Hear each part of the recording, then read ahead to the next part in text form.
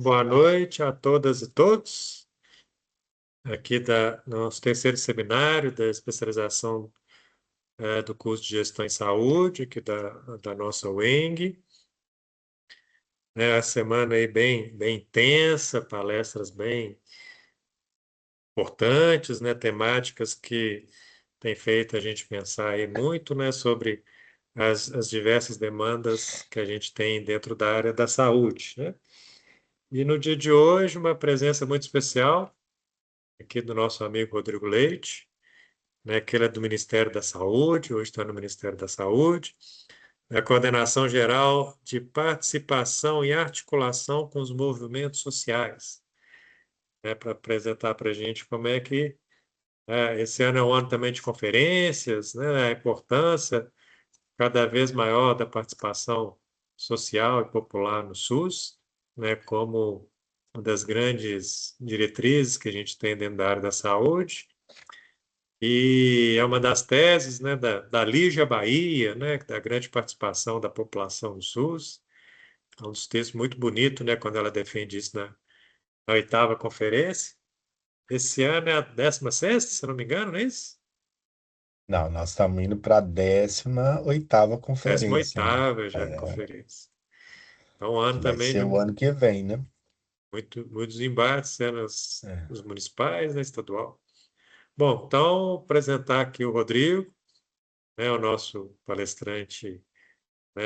Desde já agradeço, né, a disponibilidade do Rodrigo, né, que tem contribuído conosco aqui no curso, né, já participou dos eventos presenciais lá em Sabará, né, agora também aqui como palestrante, né, do nosso seminário. Então, um grande colega, né, um grande militante do SUS.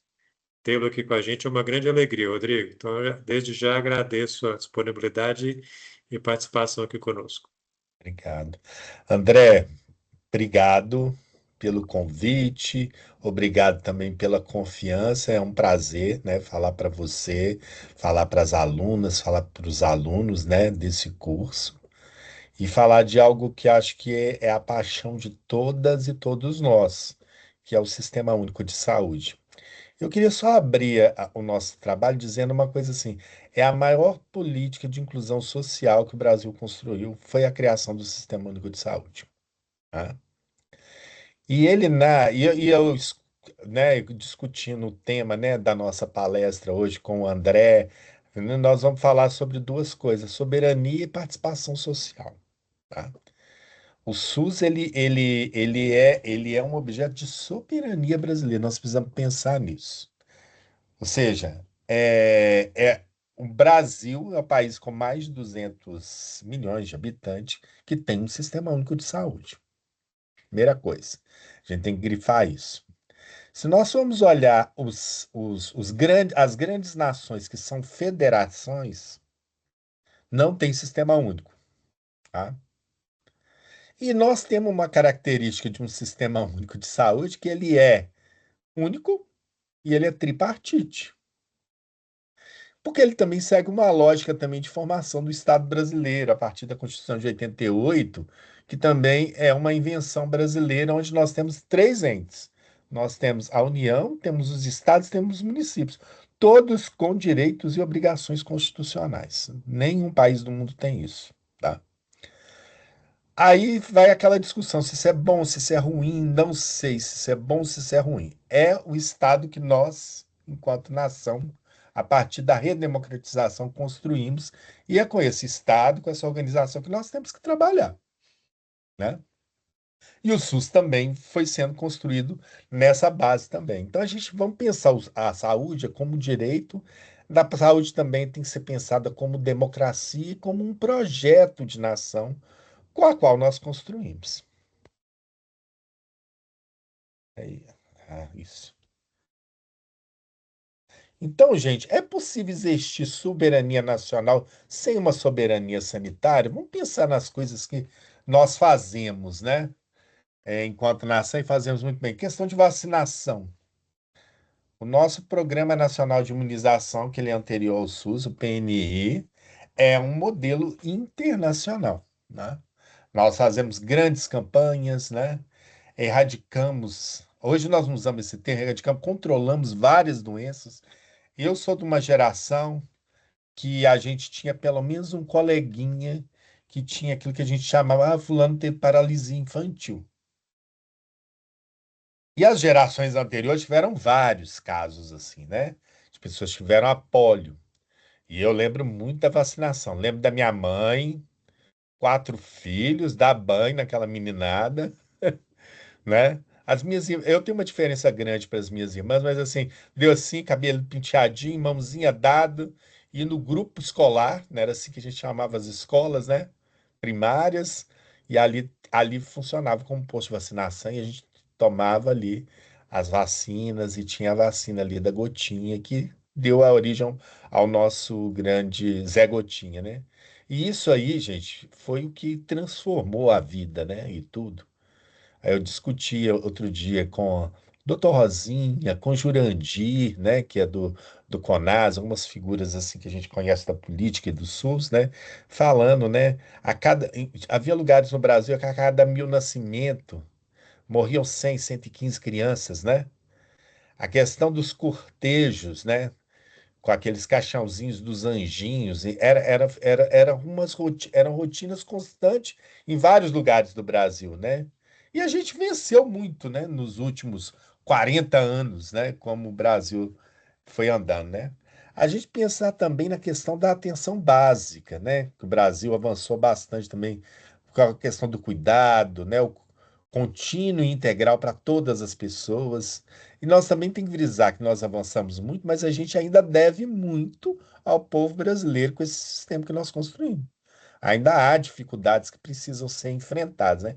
Na questão da ciência também, né? Conhecimento, inovação, tecnologia, a serviço da saúde da população.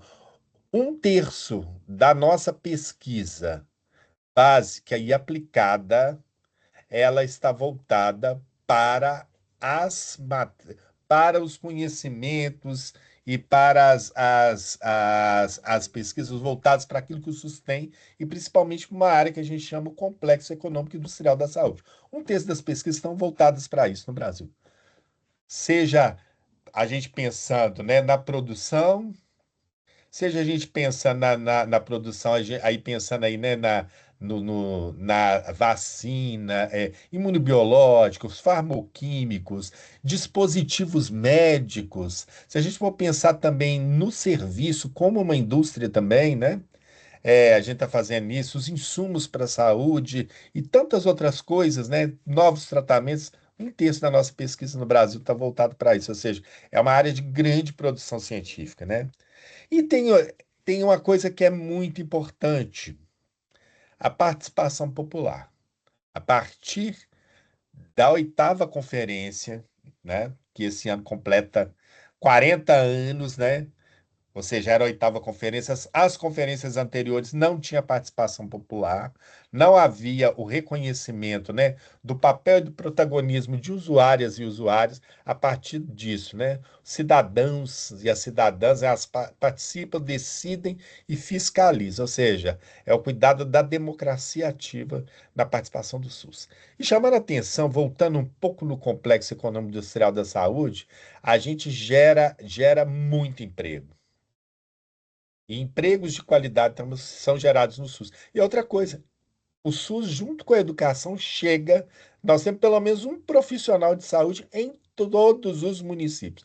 Não há área nenhuma da economia que faça isso. Então, nós precisamos pensar muito nisso e na complexidade da magnitude que é o SUS, né? Então, a gente pensando aqui sobre saúde, né?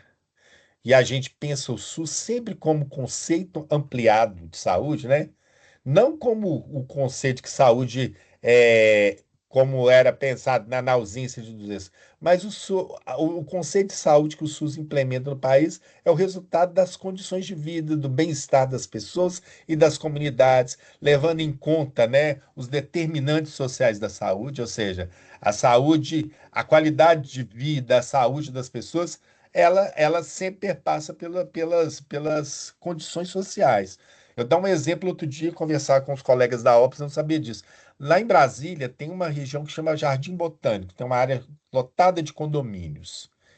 e tem muitos condomínios perto de uma outra cidade satélite chamada Paranoá. A expectativa de vida num determinado condomínio que fica a 5 quilômetros do Paranoá, a expectativa de vida ela aumenta ou reduz em 10 anos. Se você mora naquele condomínio ou se você mora no Paranoá. Ou seja, o que determina isso, gente? São são os determinantes sociais, né? As condições de vida e a qualidade de vida. Ou seja, o olhar do SUS, e aproveitando que a gente tem uma assistente social aqui na sala, né, de aula, né? Aí nós tem todo esse olhar. Então, o SUS traz essa dimensão e desse conselho ampliado da saúde, ou seja, são as condições de vida, ou seja, levando em condição a moradia, o saneamento, a alimentação, transporte, o lazer, segurança, trabalho, a questão territorial, que a gente tem falado mais forte nos últimos anos, né? Ou seja, o local onde as pessoas vivem, as relações comunitárias que ela tem, o acesso ao serviço e as oportunidades também são dimensões da saúde, né? E o SUS trabalha isso. A questão do ambiente, ou seja, hoje nós estamos vivendo aí as chamadas emergências climáticas, mas que já são a nova realidade climática que a gente vive, ou seja, as reações que nós estamos fazendo enquanto humanidade contra a natureza já estão se voltando contra a gente. Só que os problemas ambientais atacam as populações mais pobres, né? Ou seja, uma pessoa que mora num aglomerado, numa favela, e a diferença de um morador de um bairro nobre, de classe média alta, pode variar em 10 graus no mesmo dia. Então, quem sofre mais também são aquelas pessoas que são mais pobres, né, conforme o seu território, na questão ambiental, ou seja, o território e o ambiente ali agindo junto e nas condições de vida. A questão da cultura, né, a identidade, os saberes, os valores, as tradições, o modo de vida também. O SUS tem que reconhecer isso. Ou seja, o tratamento que é dispensado a um grupo indígena que são vários, né? Não pode ser o mesmo que a gente faz para aqueles que vivem nas cidades, né? Ou seja, eles têm hábitos, têm convivências que resultam também na questão da vida deles, né? A questão da renda e das desigualdades, ou seja, a gente é um país, nós estamos entre as 10 nações mais desenvolvidas do mundo, entre as 10 nações mais ricas do mundo, mas também temos as maiores desigualdades sociais também, né? Isso influencia as qualidades e o SUS tem esse olhar atento para isso, ou seja, então a saúde ela é múltipla, ela é dinâmica, ela é histórica, ela é coletiva, né? O SUS nasce também dessa compreensão ampliada da saúde e do seu compromisso aí com a vida digna das pessoas. Então, gente, nós temos que sempre lembrar que a saúde é direito e é para todas as pessoas. Não importa a raça, o credo, a cor, né? O tipo de atividade, né? Ou seja, então todos precisam ser tratados ali com igualdade, mas também, principalmente, com equidade. Ou seja, as pessoas precisam ser observadas e tratadas conforme as suas especificidades e as suas diferenças, né? Então, aqui é só para mostrar essa mandala aqui, né? Mostrando para a gente, ó, as condições de vida, o trabalho, o território, o ambiente, a cultura, a renda e as desigualdades são fatores que influenciam a questão da saúde, tá? E o SUS, ele nasce dessa compreensão ampliada da saúde e o seu compromisso com a vida digna para todas as pessoas. Então, vamos reforçar bastante isso, tá? E aí, gente, quando a gente vai pensando também nesse crescente, nessa história do SUS, nós não podemos esquecer a questão da reforma sanitária, que foi a luta pela saúde como direito de todos e como dever do Estado. Essa frase, saúde é direito de todos, dever do Estado, foi cunhada na oitava conferência e surge ali, ó. Então a gente tem o movimento sanitarista, que vai da década de 70 até a década de 80, com intelectuais, com profissionais de saúde, estudantes, usuários, que se uniram nessa luta. Na luta pela saúde, mas também na luta contra a ditadura militar. Nós precisamos frisar isso mesmo, né? Chegamos em 86 com a oitava Conferência Nacional, que é um marco desse movimento, é um marco da reforma sanitária, e se definiu os princípios e as diretrizes de um sistema universal, integral, descentralizado e com participação social. temos que lembrar também que isso não foi à toa, dele descentralizado do Sul. Havia também no Brasil um movimento que era um movimento municipalista. Era muito forte em vários estados, inclusive em Minas Gerais, né, que defendia assim a autonomia, né, dos municípios, né, ter autonomia sobre o seu território, sobre as suas políticas, e o movimento sanitarista também pegou carona nesse momento e falou assim: olha, eu acho que a saída para a gente alcançar é por aqui, né? Então, nós construímos esse sistema por aí. E aí chegamos na Constituição de 88, né, onde a saúde foi reconhecida como um direito e um dever do Estado. Ali, a partir da nossa Constituição, nós tivemos ali a criação do SUS.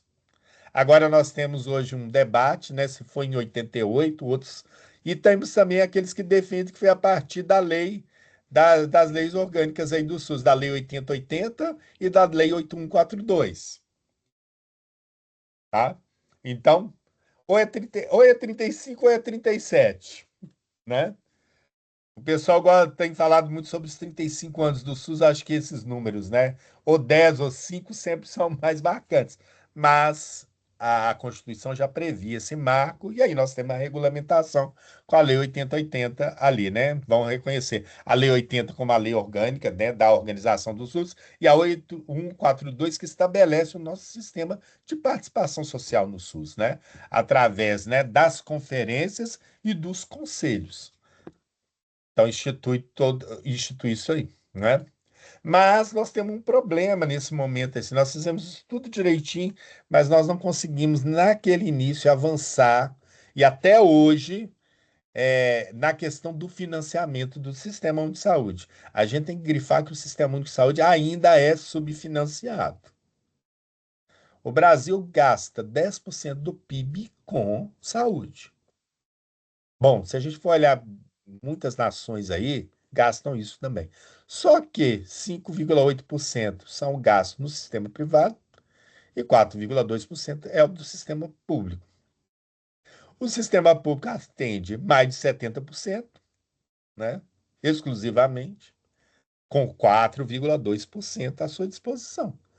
Então, quando diz que o problema do SUS é apenas gestão, porque dinheiro tem suficiente, então, a gente vai para os números e os números desmentem isso. Ou seja, é necessário que a gente inverta essa ordem, né? E chegue a pelo menos 6% do PIB no sistema público, né? É o que alguns estudiosos dessa área de economia de saúde prevêem, né? E os princípios aí do SUS, né, que foram estabelecidos a partir aí da reforma sanitária brasileira, é a universalidade, ou seja, é para todo mundo, sem discriminação, inclusive para os estrangeiros e estrangeiras que estejam em território brasileiro. Não é toda nação que faz isso com os estrangeiros, tá? Então, ele chegou aqui, ele vai ser, tá aqui. Chegou numa unidade de saúde, precisou de atendimento, vai ser atendido.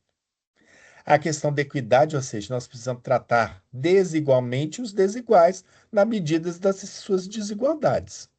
Então, nós temos que tratar as mulheres nas suas necessidades, né? A população trans também nas suas necessidades, né? Os profissionais e as profissionais do sexo também precisam ser atendidos também. Embora haja movimentos no Brasil que acham que algumas populações não mereçam, mas merecem sim, e tem que, nós não estamos falando nem inclusive de merecimento, é questão de direito, tá? A integridade, ou seja, a atenção à saúde em todas as suas dimensões, ou seja, da promoção, da prevenção, do tratamento e da reabilitação. A participação social, falando disso novamente, né, com controle social e participação popular na gestão do SUS, e a descentralização, ou seja, uma gestão compartilhada entre União, os estados e os municípios. E para amarrar isso, nós temos que fazer os pactos, né?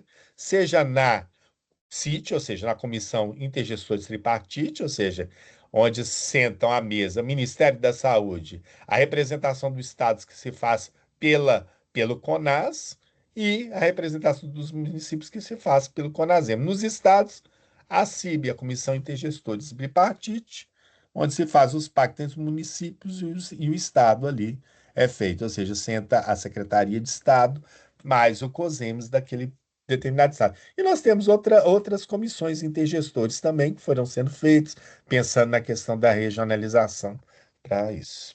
Tá? E o SUS, gente, a gente pensando aqui no SUS, então, ó, como um projeto, ele é um projeto civilizatório. Acho que a gente tem que colocar isso aí, ou seja, ele é mais que um sistema de saúde, ele é um pacto social pela vida e pela democracia, porque ele leva em conta a universalidade, a equidade, a integralidade, a participação social, tá?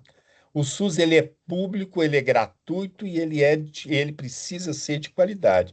Ele é um patrimônio do povo brasileiro e a expressão concreta da Constituição de 1988. E nós temos que levar em conta, inclusive, é um movimento hoje para tornar o SUS um patrimônio imaterial do Brasil.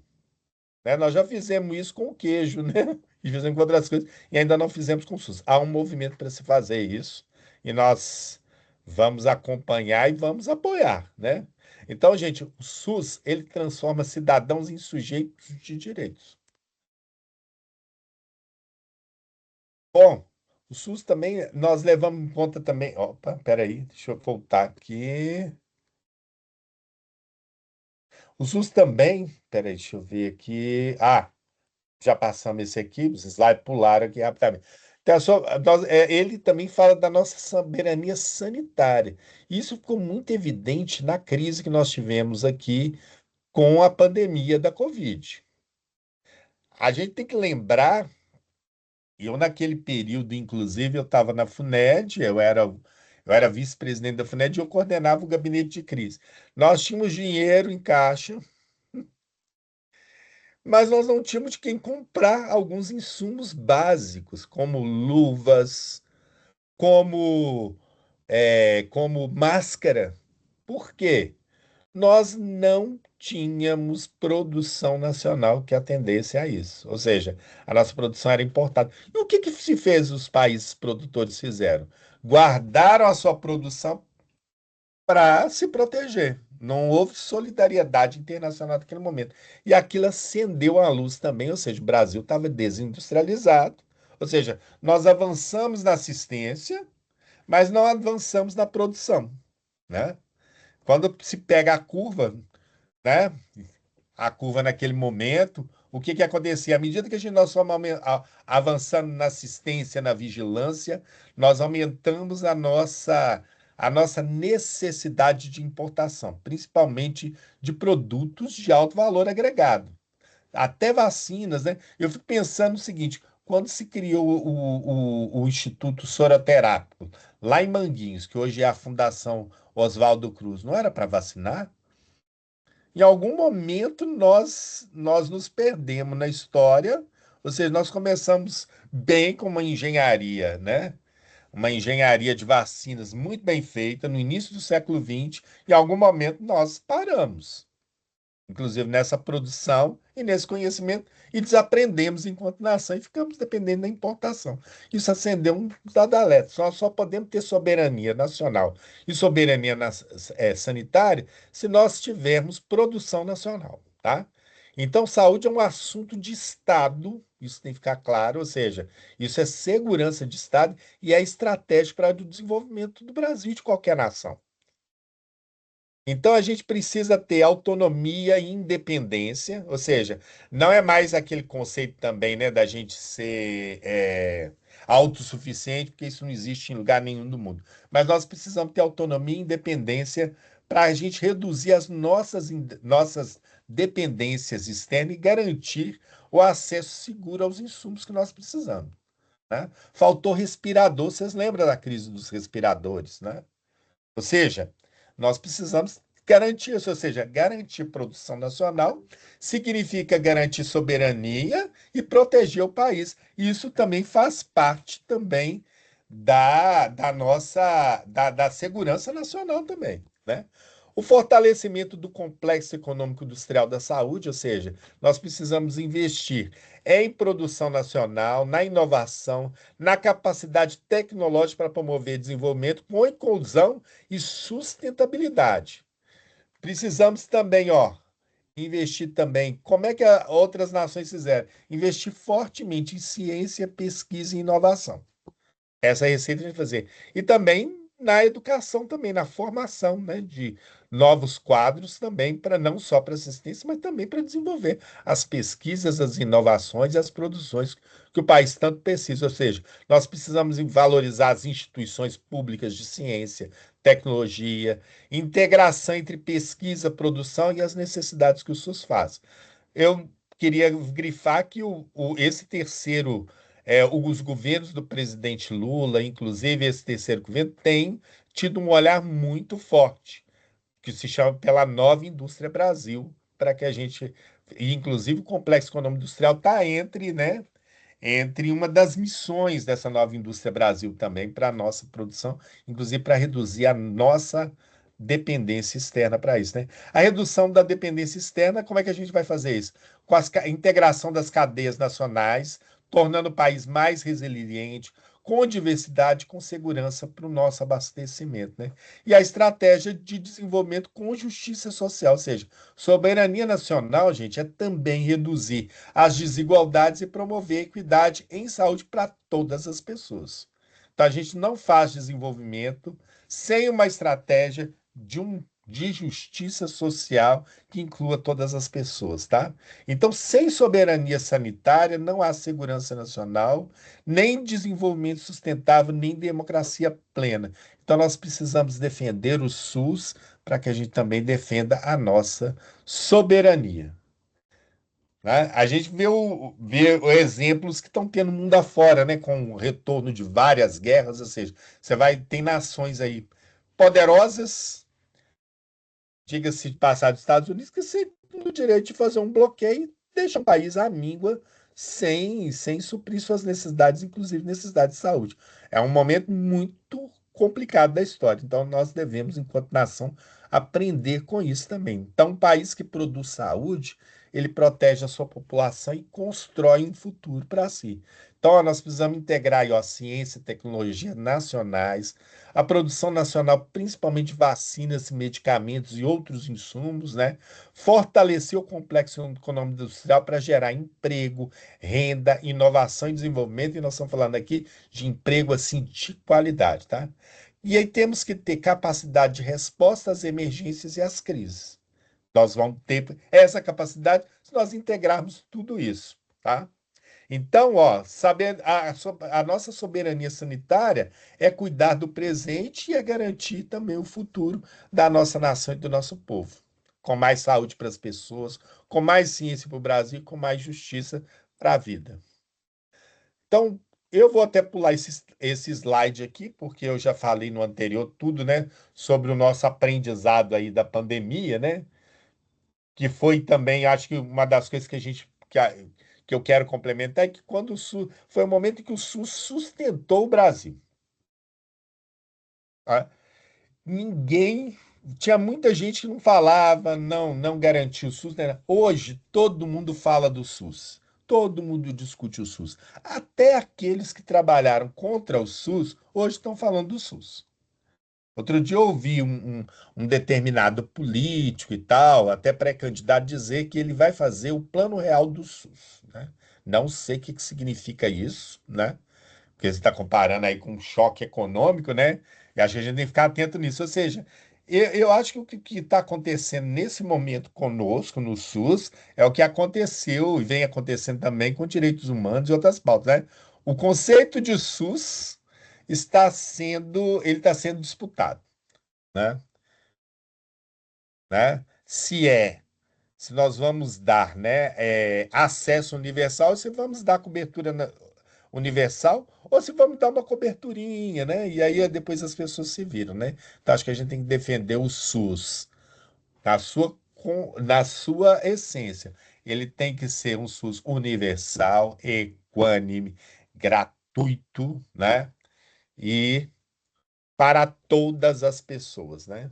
Então, aí pensando aí, ó, sem o SUS, a tragédia teria sido ainda maior. E olha que nós tivemos, olha como que o SUS foi resiliente. Nós tivemos um governo negacionista, nós tivemos um abandono do papel de gestor nacional, né, e de indutor de política do Ministério da Saúde naquele momento, e mesmo assim o sistema resistiu e deu conta da nossa população. Se nós não tivéssemos, a tragédia aqui tinha sido maior, e ela poderia ter sido menor. Tá aí, ó, pensando que nós temos um sistema robusto de vigilância em saúde, com vacinação em massa, nós temos uma atenção primária que precisa ser melhorada, mas tem melhorado e avançado no Brasil. Nós temos redes de atenção muito organizadas, né? Precisa melhorar, mas temos, né? Uma ciência pública, né? Nós estamos tá assim, e nós temos um pacto de coordenação interfederativa, ou seja, trabalhando nisso. Bom, vamos falar sobre um pouco a participação social, né? O eixo democrático do SUS, que eu queria chamar assim, né? Ou seja, o SUS, nesse caso, ele é construído com o povo e para o povo, né? Participar é defender direitos e fortalecer o sistema. É necessário que a gente reencante as pessoas novamente para essa participação. A gente às vezes conversa com movimentos sociais, com várias pessoas por aí. Há há em várias cidades assim um desânimo dos movimentos de disputar esses espaços, participar dos conselhos, mas é necessário que a gente reencante as pessoas, porque essas instâncias elas são reconhecidas e elas que dão a robustez para o SUS, né? Senão, o, a gestão ela não trabalha, gente, para dar resultados sem pressão dos movimentos sociais, sem pressão da participação popular, né? Eu falo porque eu já estive nos dois lugares, né? E dizer para você, as gestões precisam também, né, desse aceno e da pressão popular para fazer as coisas que a população precisa. Então, é preciso participar dos conselhos de saúde, é preciso participar das conferências de saúde, né? O controle social ele tem um papel de acompanhamento, de avaliação, de fiscalização das ações, dos recursos públicos, promover transparência, né? E tantas outras coisas, ou seja, ele é o olhar cidadão que garante o direito à saúde, tá? E a participação social envolve os movimentos, os trabalhadores, os usuários. Então, o SUS é mais forte quando a sociedade participa e cobre os seus direitos. E aí, na equidade no SUS, a saúde, ela tem que ser pensada aí agora na sua melhor forma como direito para todos, ou seja, nós precisamos trabalhar levando em conta a diversidade humana, a diversidade territorial com suas realidades, né? Os grupos prioritários, né? Com atenção especial para essas populações em situação de maior vulnerabilização, ou seja, a gente hoje trabalha o conceito de não de vulneráveis, mas de populações vulnerabilizadas, ou seja, as condições as vulnerabilizaram, ou seja, pensar nessas questões e também interferir para que as condições de vida e outras questões melhorem junto, ou seja, a gente leva o acesso à saúde, mas a gente precisa levar também o saneamento, né? Precisa levar o direito à cidade para que as pessoas possam gozar desses direitos da saúde, né? O acesso justo e inclusivo, ou seja, para garantir que ninguém fique para trás e os resultados melhores para todos, ou seja, com equidade nós geramos mais saúde, qualidade de vida e desenvolvimento social para todos. Quem viaja ao Brasil, vê as realidades, não dá hoje para a gente pensar numa UBS, tá certo? Feita no chão, como a gente faz em Belo Horizonte, como a gente faz em Divinópolis, né? Ali a UBS tem que flutuar, porque boa parte do ano nesses territórios, pensar na região Amazônia, né? As pessoas usam os rios para se locomover, para fazer a sua vida, né? Para fazer isso tudo, boa parte de áreas que estavam secas, estavam alagadas, e nós estamos convivendo com uma outra realidade hoje no Brasil. Nós estamos tendo períodos de seca na Amazônia que a gente não via. Ou seja, o rio, que é o lugar, que é o caminho, que faz as coisas chegar em algum determinado momento do ano, também não vai, essas coisas não vão chegar, porque não tem como trafegar com o rio embaixo ali. Ou seja, nós temos que pensar em tudo isso para que as pessoas não fiquem desassistidas. Como que nós vamos remover as pessoas, né, numa urgência, numa emergência, né? Como é que a gente vai pensar, né, numa pessoa num acidente grave? Como é que a gente chama o SAMU nessa região? Isso tudo tem sido pensado, ou seja, tem que ser pela água. Se não tem água, nós temos que fazer por outras vias. Então, gente, a equidade ela tem que estar presente nas ações em áreas ribeirinhas, na saúde indígena e quilombola, com as pessoas com deficiência, na saúde da mulher em todas as fases da vida. E aqui nós estamos falando aqui em mulher em todas as suas dimensões, né? Não importa se ela seja cis, se ela seja trans, ela precisa ser vista, né? Nas demais populações, né? Na saúde da população LGBT mas, né, no cuidado das pessoas idosas, né, o Brasil está fazendo uma transição aí geracional extremamente grande. Nós estamos envelhecendo rapidamente e os nossos indicadores sociais não acompanham também esse envelhecimento, como aconteceu com outros países. Então, precisa a gente ter um olhar de equidade para atender esses grupos e tantos outros. Tá? Então, gente, o SUS, nós temos que pensar nisso aqui, para a gente pensar nessas reflexões e nessas discussões. Ela é a conquista do povo, ele é um patrimônio do Brasil, né? Ou seja, ele faz a inclusão e a cidadania, garantindo o direito de todos e independente da cor, do credo, do gênero, da idade, do lugar que vive e de tantas outras coisas que a gente pensar, né? Ele é um fator de proteção social, ou seja, esteja onde estiver, o cidadão brasileiro tem direito a atendimento integral, humanizado e de qualidade de vida. Nós assistimos essa semana também a repatriação de um brasileiro via o SUS. Ficou meses doente no outro país e o SUS fez a remoção dele de volta no Brasil para continuar seu tratamento aqui. Que sistema de saúde faz isso? Não conheço, né? A valorização da vida, ou seja, do nascimento até a morte, que a morte também faz parte da vida, ou seja, o direito de morrer com dignidade também tem que ser pensado no SUS. Nós aprovamos, né, aí uma portaria de cuidados paliativos, né, para essas pessoas que precisam recentemente, né? O SUS também na ciência e na inovação, ou seja, para a gente produzir conhecimento, formar profissionais, né? E desenvolvimento de tecnologias para melhorar cada vez mais a saúde da população.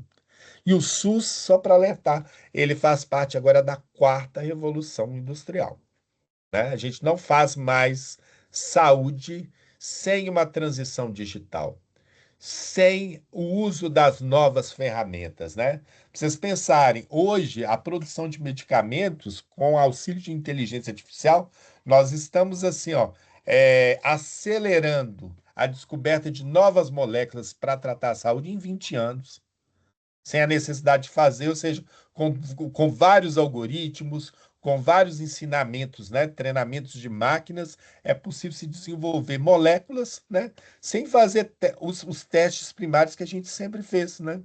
Sem o uso também de testes em animais, ou seja, nós aceleramos isso em 20 anos e podemos fazer testes mais rápidos e fazer isso. Lembrando que a vacina para a Covid foi produzida em 1 ano e meio, né? Foi um grande sucesso. E isso veio para ficar. A partir de agora, vários desenvolvimentos vão ser acelerados. Agora, nós temos que ter um cuidado.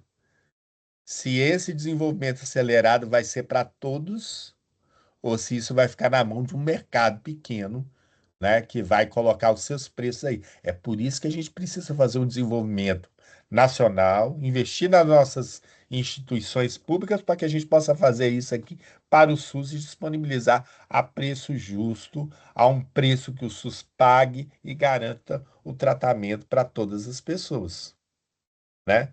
Então, o nosso compromisso é fortalecer o SUS todos os dias, ampliar o acesso e melhorar o serviço, valorizar os trabalhadores e profissionais de saúde, gente. Isso é importantíssimo. Isso tudo aqui, apesar de aprendizado de máquina, de inteligência artificial, mas a grande riqueza, o grande trabalho é a força de trabalho. E isso só se faz com pessoas, né? Eu estou vendo alguns movimentos, inclusive em Belo Horizonte, de redução da força de trabalho na saúde. Eu não sei que matemática que é essa que fecha, ou seja, com menos trabalhador e mais trabalhadores, nós vamos garantir qualidade da saúde. Não vai. Com o crescimento, não vai.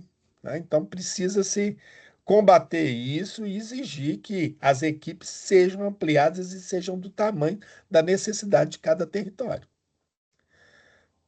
Ouvir e envolver a população na gestão do SUS, ou seja, quem faz a gestão do SUS tem que ouvir os usuários, principalmente os usuários, porque eles sabem muito bem o que eles precisam. sabe? Sabe melhor que muito acadêmico, inclusive, né? Ele sabe onde é a dor dele. Eu estava lendo aqui, eu não sei se vocês viram aquela série Emergência Radiológica. Vale a pena assistir. Eu acho que está na Netflix ou está no Prime, não lembro mais, mas fala sobre o acidente, né, de Goiânia. Não sei quem lembra aqui. E acho interessante, tem uma mulher muito simples. Ela é esposa do dono do ferro velho e recebeu aquela peça, né, daquele aparelho de imagem que foi abandonado. E ali eles fizeram o desmonte daquela peça, espalharam, né, aquele pó de césio, acharam aquele brilho interessante, levaram para casa. Levaram aquilo uma semana, brilhava no escuro e fazia tudo aquilo. Olha só para você ver o olhar dessa mulher.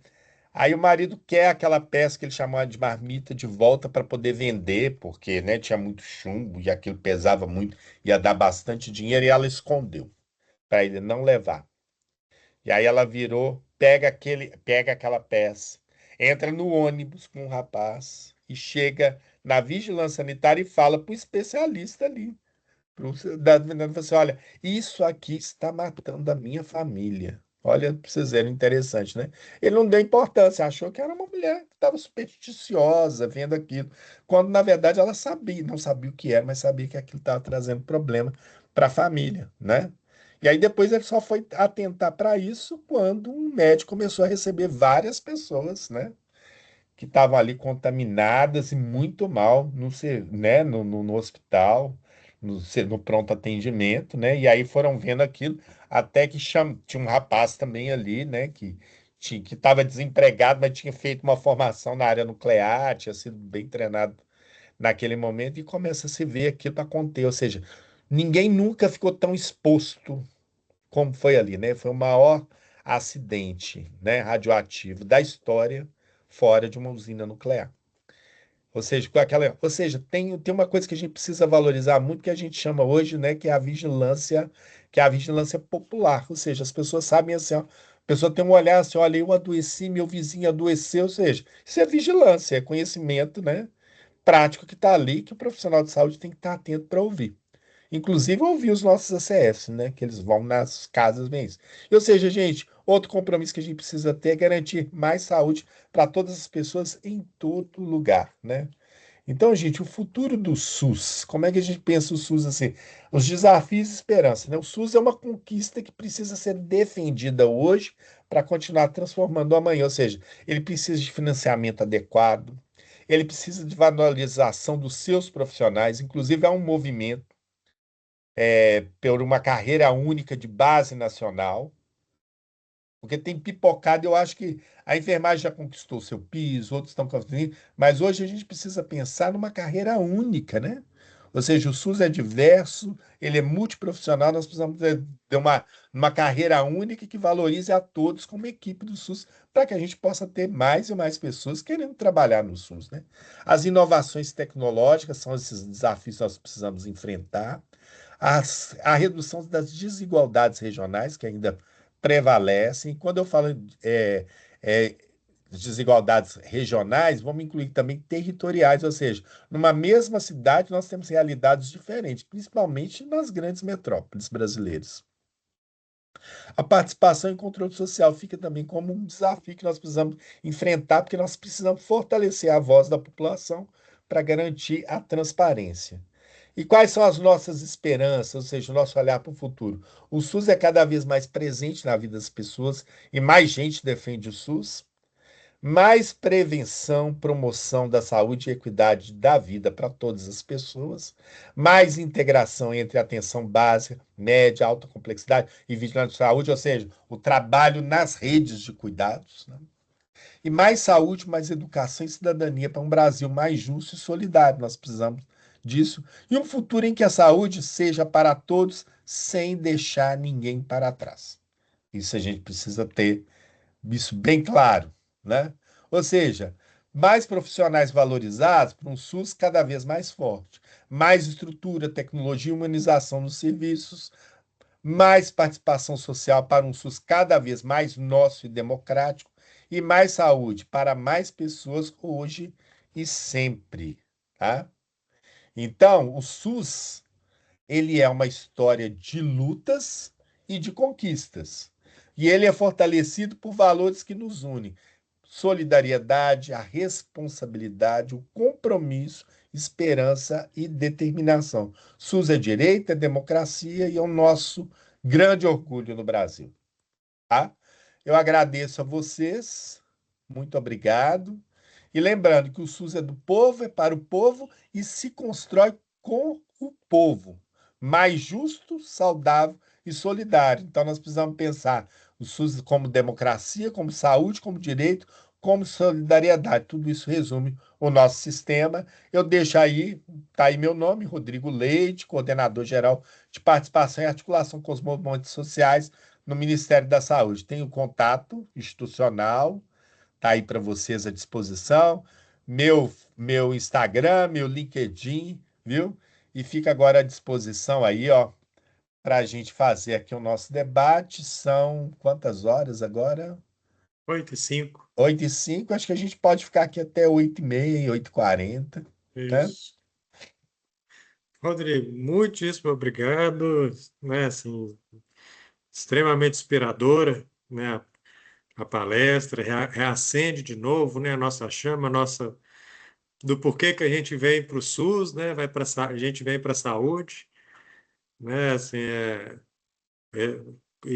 eu entrar na saúde é muito por essa esperança, pela riqueza, né, eu lembro das primeiras vezes que eu fui no Ministério da Saúde, lá na porta de entrada tinha uma faixa do Sérgio Arouca, e a frase era assim: o SUS é um projeto de sociedade. Eu falei, gente, que frase diferente, né? Assim, para um Ministério da Saúde, eu imaginava assim que ia ser uma coisa, né, muito um conceito de saúde, né? Assim, mas quando tem aquela frase de impacto ali, demorei anos para entender, né? Assim, o que é o SUS é um projeto de sociedade, né? Mas hoje, né, defendo realmente e é um dos melhores caminhos que a gente tem realmente no país para a gente fazer a grande transformação social mesmo. Eu vou passar para os nossos estudantes, né, porque o evento são para elas, para eles, e aqui já temos presente a Leila, né, de Congonhas, e hoje também Daniel Jorge e a Célia Silva, logo em seguida. Então, Leila, bem-vinda. Primeiro, agradecer você, professor André, por essa semana assim, maravilhosa de muito aprendizado.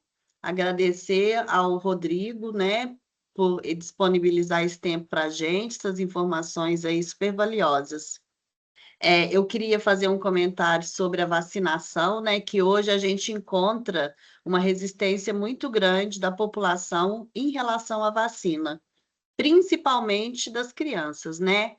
Como assistente social da saúde, estou sempre fazendo busca ativa, ligando, falando, ó, seu benefício vai ser bloqueado, pode bloquear. É só um comentário. E eu queria fazer duas perguntas. O financiamento que você falou do SUS, que é menor do que da rede privada, por que que até hoje isso não mudou? É a primeira pergunta. E outra coisa, puxando para o meu lado, tem o programa mais médico. Por que que não tem o programa mais profissionais, multiprofissionais, né? Que seria a equipe multiprofissional, a EMUT, né? O antigo NASF. Porque a gente vê também que, às vezes, os colegas de trabalho, a demanda deles são muito grande, mas eles precisam ter, às vezes, dois serviços, né? Para ter uma renda melhor, né? E, por exemplo, Barbacena, se a gente está na saúde, a gente não pode pegar outro setor ou mesmo uma outra área da saúde, não permite. Congonhas já autoriza que você trabalhe em dois serviços. Mas, assim, seria um programa também que traria mais profissionais, né, para a atenção primária. Hum. Você quer ir respondendo ou faz Eu uma. acho que eu posso ir respondendo, acho que vai ser melhor, Perfeito. porque, o Leila, tem uma coisa para você. Por que que não mudou? Porque, assim, melhorou. Ou seja, hoje a gente tem definido, aumentamos o percentual do financiamento, mas você deve ter visto hoje, quem acompanha o Congresso Nacional, como que está a correlação de forças, né? Hoje no Congresso Nacional.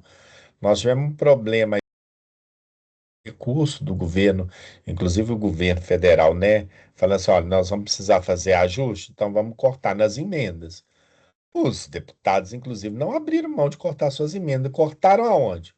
Cortaram no SAMU, cortaram nessas questões todas. Ou seja, não, nós vamos reduzir as emendas, vamos reduziram, digamos, no pacote social. Ou seja, a correlação de forças no parlamento determina isso também. Ou seja, se eu pensar para você assim, olha, eu tenho a bancada do agro, é uma lista imensa de deputados que defendem o agronegócio. Agora, se eu pensar que a bancada do SUS no Congresso Nacional, você sabe citar quantos deputados tem? São pouquíssimos. E deputadas, entendeu? Né? Hoje, assim, que estão trabalhando ali. Em Minas Gerais, eu sei que tem uma bancada, né, que vem conosco, mas assim, que faz isso, né, cotidianamente, eu conheço aqui uma deputada, né? Ou seja, nós também não temos, ou seja, a nossa correlação de forças política, ela é pequena, né? Então, se a gente tiver isso, a gente vai fazer. É quando eu penso também na ciência e tecnologia, a bancada da ciência e tecnologia, não há.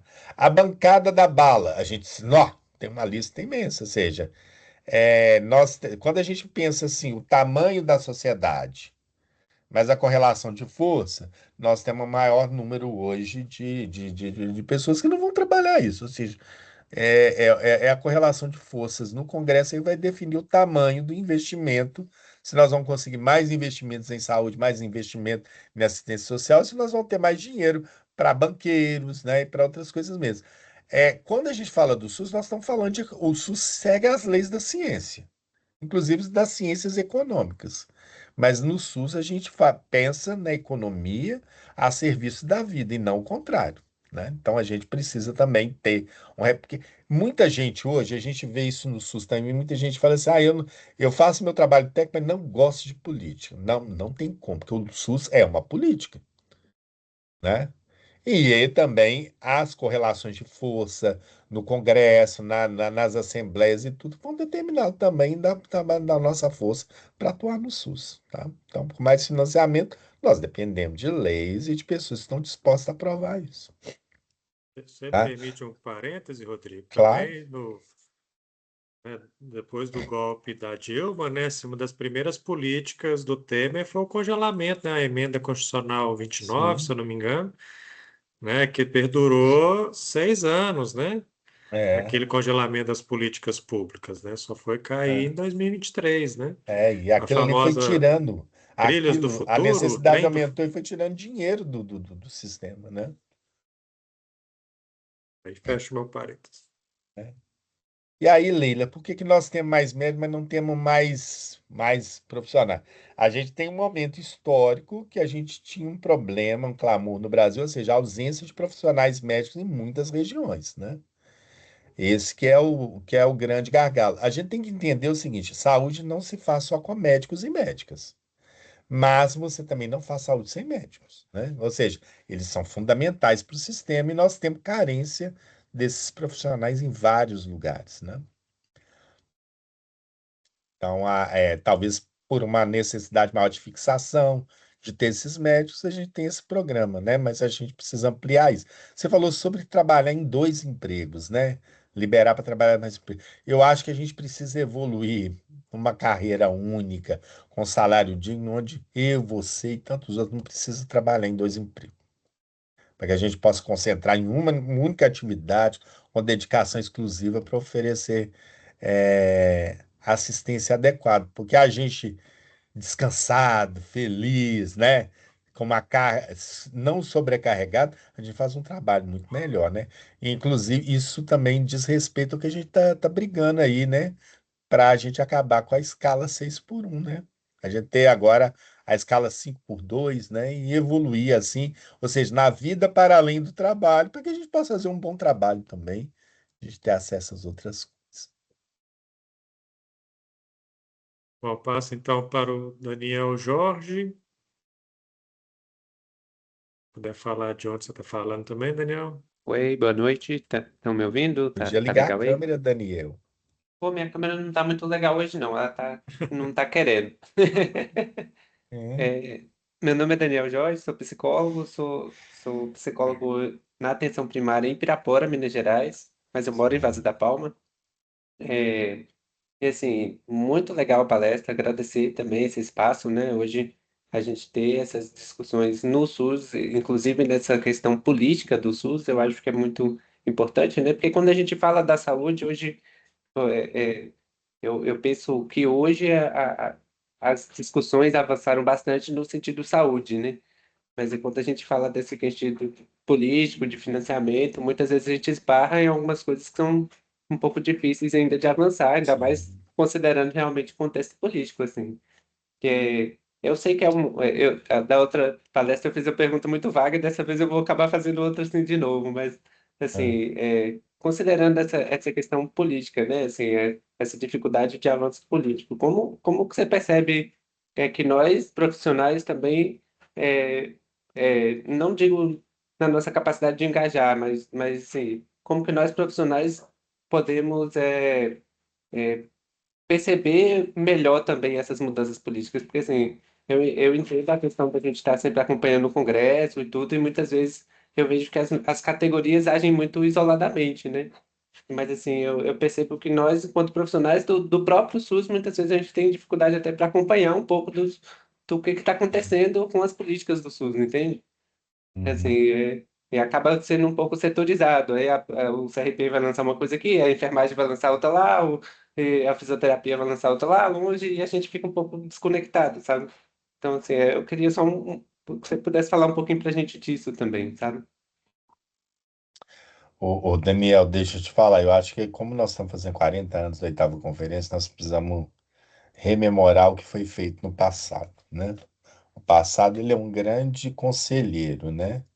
Tanto para o bem quanto para o mal, né? Ele diz para a gente. É a mesma coisa, quando a gente completa 40 anos, né? A gente lembra dos 20 e fala assim, poxa, que eu não.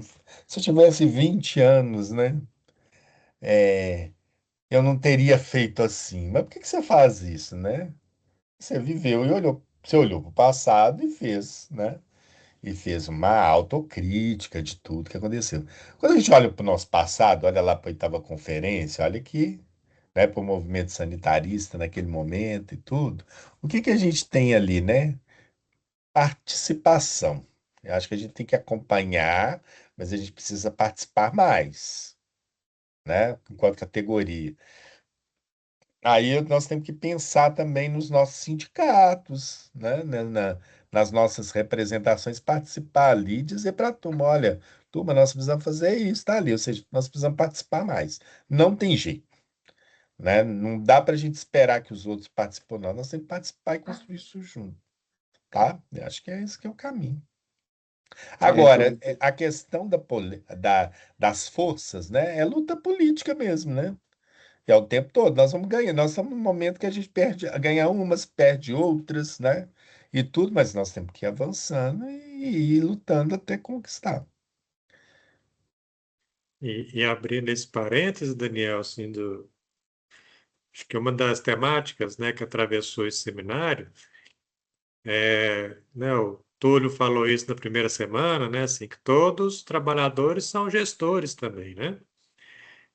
E até a própria especialização, ela tem muito esse caráter, né, assim, de ofertar ferramentas, ofertar condições cognitivas, políticas, relacionais, né, para a gente conseguir justamente fazer essas interações, né?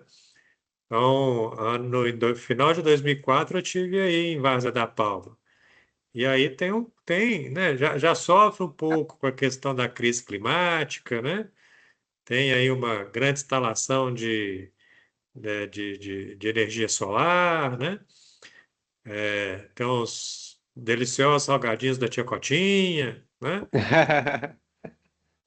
Mas tem um movimento que eu acho que é importante a gente buscar e compreender também que a gente consegue fazer políticas locais, né? Que a gente chama lá da micropolítica.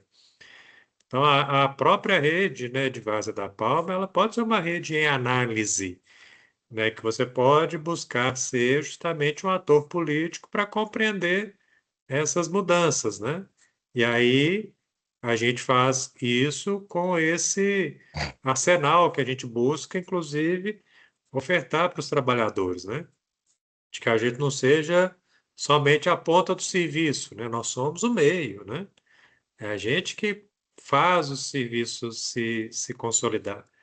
Então, acho que é importante, né, a gente compreender que o aspecto de formação intelectual, política, relacional, né, ele é um elemento importantíssimo, né, para a Perfeita essa vida. fala, professor, perfeita, assim, hoje eu estou como eu comentei, né, eu estou em Pirapora, trabalhando na atenção primária, e lá se fala muito dessa cogestão, a gente tenta fazer essa cogestão, e eu falo de uma tentativa, porque muitas vezes as condições realmente são difíceis de articular, né, e eu ainda vejo, por exemplo, essa questão da gestão muito centrada na enfermeira, né, na enfermagem em si, mas é aquela coisa também, aí para o enfermeiro tem um enfermeiro por unidade, o psicólogo vai atender quatro, vai atender três. Sim. E aí a gente fica um pouco nesse debate, sabe? Tentando fazer, o tentar, né, do SUS. Mas assim, É, obrigado pela a, fala de vocês, assim, eu me senti contemplado. Obrigado. a gente não, nós psicólogos, né, que eu sou psicólogo também, a gente não entrou na equipe mínima do SUS, mas entrou no SUAS, né? E aí essa Verdade. da política, né? A gente vai. Bom, passar aqui então temos a fala da Célia e também do Wagner. Boa noite. Eu sou fisioterapeuta, né, já há uns 20 anos, trabalho hoje em Leopoldina, na rede pública. Eu queria saber o seguinte, né, a gente está sempre enxugando gelo, apesar dessa amplitude toda do programa, tem poucos profissionais na área e uma população muito grande. Como que se dá a fiscalização das finanças que chegam até o Estado e até as prefeituras, até os gestores? A gente costuma até falar que, às vezes, quem menos, o SUS é para todos, mas quem tem mais informação, quem tem mais poder financeiro, usa mais. O Silva lá do Morro usa menos, porque essa informação não chega até ele. Como que hoje a gente consegue fazer isso? Bom, ô Célia, você fala duas coisas aí. Como que eu faço chegar lá e como que é feita a fiscalização? Fiscalização hoje dos recursos, ou seja, nós temos várias coisas que nos ajudam a fazer isso. Nós temos portal da transparência, onde está tudo declarado que a União manda, para onde que vai. Nós temos Tribunal de Contas da União. Nós temos, né, o Congresso Nacional, as próprias assembleias, as câmaras municipais, que têm esse papel fiscalizador do uso do recurso. E os nossos conselhos, Conselho Nacional, Conselho Estadual e Conselho Municipal, que tem esse papel de fiscalizar, tá? Para onde o recurso está indo, né?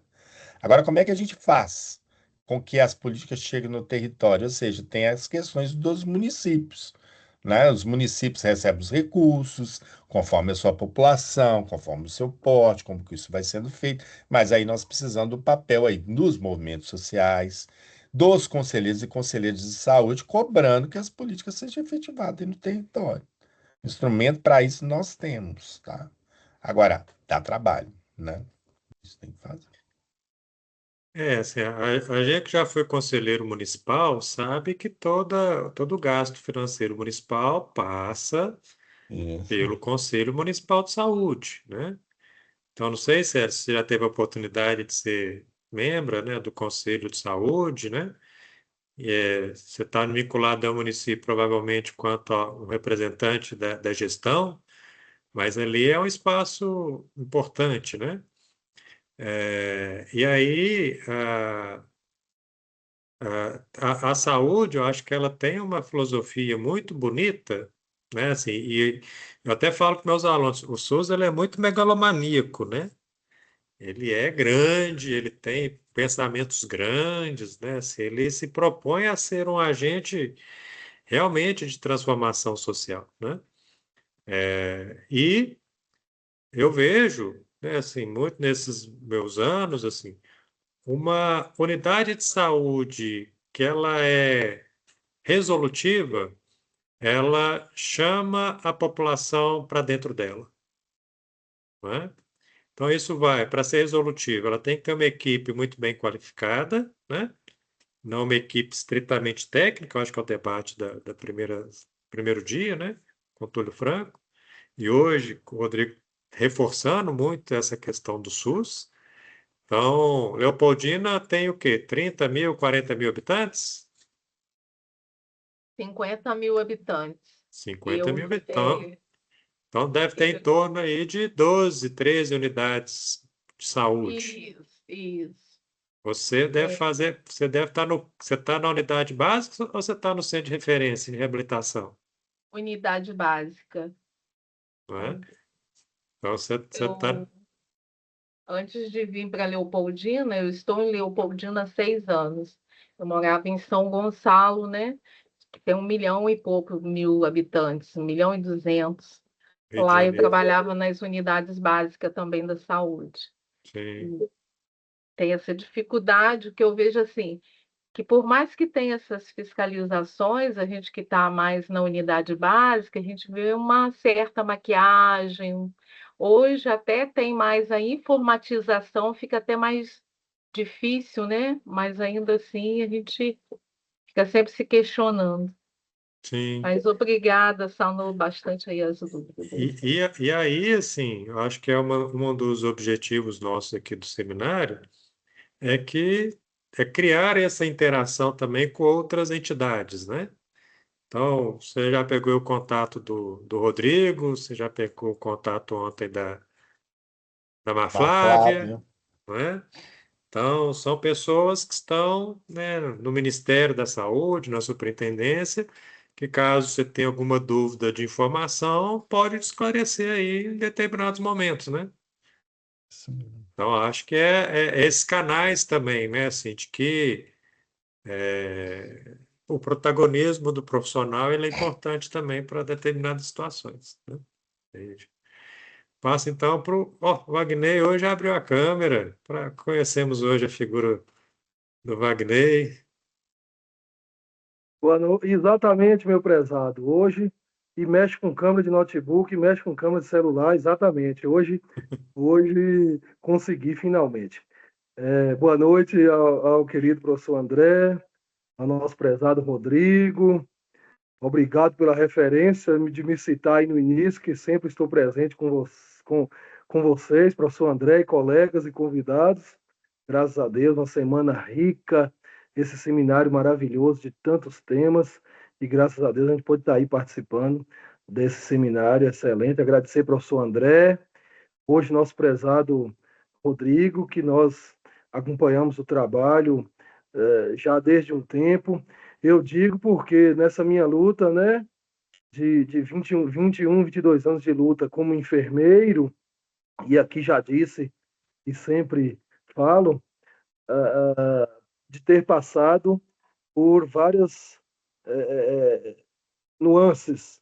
Eu fui 10 anos e meio pertencente à estratégia de saúde da família, essa estratégia maravilhosa da atenção primária, em uma unidade de PSF, da nossa cidade aqui de Condeúba, no sudoeste da Bahia, na nossa macro-região de Conquista, já divisa com Minas, eu sempre faço essa referência.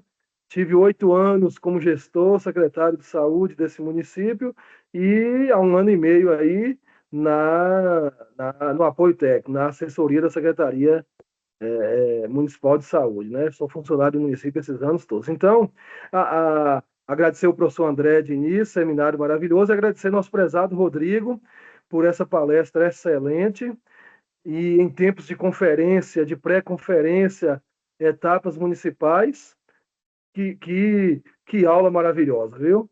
toda a temática de soberania, toda a temática da democracia, né?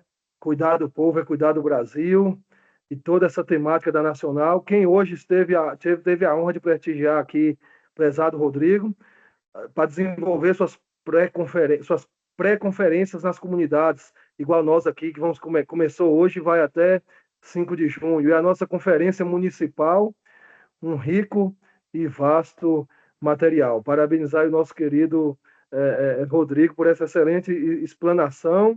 E eu tive a honra de participar esses anos todos, tanto como trabalhador em saúde, como usuário, como gestor, e sempre nessa luta, e agora na assessoria ajudando a organizar. Então, a aula de querido Rodrigo, excelente, excelente, excelente.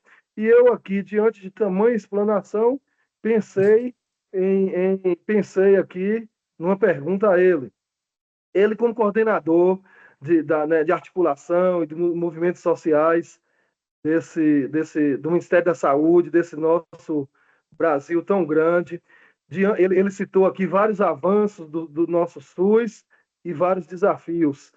Entre os desafios, a questão da desinformação, a questão da desconstrução das políticas, e etc., e outras mais. Então, a minha pergunta era o seguinte: dentro dessa lida dele diária, nessa grande coordenação, qual seria a sua percepção diante dos movimentos sociais hoje? Que fator mais estaria como um desafio ali, infelizmente, de desconstrução do SUS? Você falou da soberania sanitária, a questão do fake news, do movimento anti-vacina, e etc, etc. Então, resumindo, nessa sua lida, nessa sua luta desses anos todos, o que é que você percebe nas suas articulações, nos movimentos sociais? O que é que tem mais desconstruído o nosso maravilhoso e excelente SUS? Era isso, Rodrigo. Obrigado, querido. Ô Wagner, deixa eu te falar, nós temos o problema da cultura da desinformação, que acelera numa velocidade muito grande, ou seja, a desinformação chega no WhatsApp das pessoas e elas acreditam, né? Hoje, por que acontece? Que é muito fácil. Vamos pensar em alguns conceitos. A gente está na cultura, hoje nós temos uma cultura das coisas instantâneas, principalmente entre os mais jovens, que não têm paciência, né? Outro dia eu tava conversando eu fui num serviço de saúde na universidade, no Hospital Universidade de Brasília, e a menina que estava me atendendo, que estava atendendo ali, né, estava atendendo ali, era uma profissional em formação, né? Uma estudante jovem, e o sistema caiu. Você tinha que ver a impaciência dela. O sistema caiu, e eu estava tranquilo, né? Aí estava ali, né, a profissional, né, a farmacêutica junto e tal, para orientar, e aí estava aquilo. Aí eu peguei e falei assim, aí ela estava, eu estava acompanhando aquilo, entende? Aí eu virei para ela assim, fica tranquila, tá dando tudo certo. Aí ela falou assim, será que eu mando voltar depois? Eu falei assim, não, só pergunta se ele pode esperar, né? E dando aquilo e tudo mais, eu falei assim, não, eu vou esperar. Ou seja, deu 3 minutos, o sistema voltou. Você imagina se aquela pessoa fosse dispensada, né? Se aquela pessoa fosse dispensada, né? Morava distante, pegando o transporte, voltasse, depois quanto tempo ela perderia? Ela ficou ali, perdeu 3 minutos, mas assim, é uma juventude que está tudo na palma da mão, né? Desde sempre e instantâneo, né? Então, eu acho que esse é um problema da instantaneidade. E a instantaneidade também, as pessoas também não querem, as pessoas hoje não leem, né, textos mais robustos, não querem informação muito rápida, ou seja, a desinformação. Vou dar um exemplo para você aqui. Uma pessoa fala assim: olha, nós vamos resolver. Como resolver os problemas de segurança no Brasil? A pessoa fala assim: bandido bom é bandido morto. Quantos segundos você ganha para fazer isso? Bandido bom. Agora, se a gente fosse, olha, nós vamos desenvolver. Para a gente resolver os problemas, nós precisamos o quê? reduzir as desigualdades sociais. Nós sabemos que os países onde tem menos criminalidade são os países que distribuem melhor a renda, né? Onde as pessoas, né, têm os seus direitos garantidos, sabe, né? Isso é claro. Isso a gente gasta um tempão para explicar, né? Quando a gente vai dizer também, olha só, vacina. É, teve caso mesmo, olha, a vacina da Covid tá fazendo o povo mudar o DNA das pessoas. Ponto. Né? Manda para isso. Aí para você explicar isso não vai acontecer. Por que que não vai acontecer? Você vai gastar um tempo para explicar, as pessoas não têm paciência para ouvir, né? Então vai sendo isso.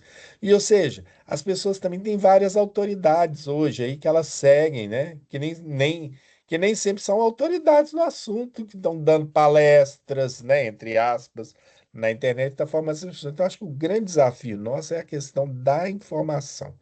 E sabe, e acho que é o seguinte, a gente ainda não sabe como lidar com esse novo fenômeno, porque se a gente soubesse, a gente já teria atacado, né? Nós vamos ter que aprender a combater fake news. E na questão da desinformação, o que que é a fake news? É uma notícia mentirosa, é uma mentira, né? Dada na rede. A gente só vai combater, a gente sempre está combatendo depois que ela acontece, né? Ou seja, a gente não consegue antecipar isso. Ou seja, a gente tem que ter uma mentalidade de cultura. Por isso que, assim, a formação, a educação, né, e tudo mais. E a gente está tendo também profissionais de saúde a serviço disso. Isso que é lamentável e assustador, né? Eu vi um caso Verdade. na rede social também de outro dia que um médico falava que as pessoas precisavam resolver alguns problemas, por exemplo, problemas na tireoide. Ah, é preciso que as pessoas tomem todo dia água com sal, né? Poxa, se fosse tomar água com sal, não é? Tá fácil tratar médico que tá fazendo isso, ser médico mesmo, né? Ou seja, estão vendo. A gente também tem no próprio conselho, alguns conselhos profissionais, inclusive no Conselho, né, Federal de Medicina, alguns médicos também que têm apoiado causas, protocolos que não tão estabelecidos e tudo mais. Ou seja, nós temos um problema grave, né? E é um problema grave que passa pela política e pela ideologia, e isso está acontecendo no mundo inteiro. Ou seja, assim, eu não sei te responder. Como que a gente vai fazer isso? Não sei. Eu acho que a gente ainda tem que debruçar sobre isso. Acho que tem gente que estuda isso, que são especialistas nisso. Nós precisamos ouvir e aprender com ele, ver como que a gente vai fazer, né? Agora, eu acho que a gente, como profissional, a gente tem que fazer o que a gente tem que fazer. Nós temos que dar a informação correta, desmentir, falar, "Ah, não é assim", principalmente quem é profissional na ponta, gente. Receber as pessoas tem que orientar. Outro dia, gente, eu estava fazendo aula de pilar, eu estava fazendo aula outro dia, aí a pessoa falou assim, mas você acredita na vacina? Poxa, claro, eu acredito e sei que funciona cientificamente, né? Eu fui duro em fazer, né? É igual, por exemplo, eu não acredito na vacina da Covid, mas acredito, entendeu? Ou seja, claro, ou seja, a pessoa tem uma formação e está caindo nessa, né? E esse movimento anti-vacina é um movimento nos Estados Unidos há muito tempo nesse movimento, né? De pessoas que acham que não deve fazer isso, né? Porque aí passa por outras correntes aí por exemplo, da homeopatia, né? Aquela coisa toda. Ou seja, que você não pode, porque senão seu organismo vai enfraquecer. Tem inclusive o secretário de saúde hoje dos Estados Unidos, é um negacionista. Né? Ou seja, os Estados Unidos está tendo vários problemas agora que tinha enfrentado, porque o negacionismo tirou algumas vacinas ali, né, de recomendação do CDC, ou seja, é um momento difícil. E como que nós vamos lidar, nós vamos ter que aprender com isso. Eu, particularmente, não sei te falar. Eu tenho ideias, mas eu não sei te falar com profundidade disso. A gente precisava ouvir mais gente que estuda esses fenômenos aí. Né? Maravilha, querido. Muito obrigado. E é verdade. Tem todo um processo de Ah, contracultura a serviço. é. E Estados Unidos, igual você falou aí, como é que em 2026 está voltando os casos de TB nos Estados Unidos, né? É, Por causa não. exatamente. Como é Está- que em 2026 uma situação dessa? Muito obrigado, querido. Deus É, abençoe e a eles todos. têm dinheiro para combater isso assim a rodo, gente, mas é muito. Você pensa aí, né? Aliás, eles têm mais dinheiro na guerra, né? Para matar, destruir aquelas armas que custa aí, né? Milhões, né? Um míssil é $1 milhão, né? Um míssil baratinho, né? Vamos fazer. Para problemas complexos, temos que construir respostas complexas, né? Complexas, é. Isso Não aí é não simples, tem. não. Não é simples, não. É uma batalha aí, Não, né? constante. Nossa. Pegando um gancho do Wagner, e aí, acabando o nosso tempo, Rodrigo, se você quiser fazer um chamado para as conferências rapidinho, que aí a Eu gente. acho. Sim. Gente, olha, nós já iniciamos as etapas municipais da 18ª conferência, né? Então, é necessário, como nós dizemos aqui, ó, participação. É isso que nós vamos fazer isso, participar das conferências. Olha aí no seu município, acompanhe, participe, vai lá, defenda as nossas causas, né? Para que isso também reverbere na conferência estadual e chegue até a conferência nacional, que é assim que a gente vai construindo o nosso SUS de cada dia. Rodrigo, queria agradecer enormemente, né, por estar aqui conosco de novo, né, no Sim, nosso curso de especialização. O Rodrigo sempre um companheiro muito grande. Inclusive, eu queria indicação sua para organizar o encontro lá de Sabará, em julho, né? Você me indicar algumas pessoas lá da cidade para participar lá daquele sim. encontro. Agradecer, né, assim, fazer esse fechamento Ah, bonito, né, do nosso aproveita e seminário. me convida também, viu, André, para o encontro lá de Sabará, viu? Uai, então Eu já sou de está. Sabará, mas vivo em Brasília, né? Então eu preciso ser convidado também. Uai, não, você é o futuro prefeito de Sabará, a gente tem que estar articulando Tá lá. isso. E assim, agradeço, né? Então, novamente, Rodrigo, agradeço a vocês que estiveram aqui conosco, né, nesse terceiro seminário. É um dos objetivos aí da especialização, criar essa conversa, esse contato, Hum, né, entre nós que estamos aqui no curso, com as entidades da saúde. Creio que a gente cumpre aí um papel social muito, muito bonito, né? Como o Rodrigo pôde presenciar, né, de Congonhas, Leopoldina, né? Bahia, né? Pessoas aqui de diversas hum. partes se conversando aqui, a gente conseguir fazer realmente um momento de muita construção, de muita articulação, né? Acho que a gente consegue fazer saúde, né? Nos encontrando, fazendo essas conversas, que eu acho que é um momento muito rico, muito bacana. Rodrigo, obrigado de novo. Obrigado. Eu te devo um queijo e um doce de leite, Uai, tá bom demais, dá conta. né? Uhum. E vamos Eu não eu fechar não com vou, eu não chave vou de ouro. falar, não precisa não. Um queijo e um doce de leite para um Vai mineiro, bem. né? A gente recebe. Nós tem que dar um jeito de encontrar para eu receber o meu presente aí. Pô, fácil demais. Então, boa noite a Boa todas e noite, todas. gente. Até Até a próxima. mais. Tchau, tchau. Gratidão. Obrigado. Boa noite, obrigado.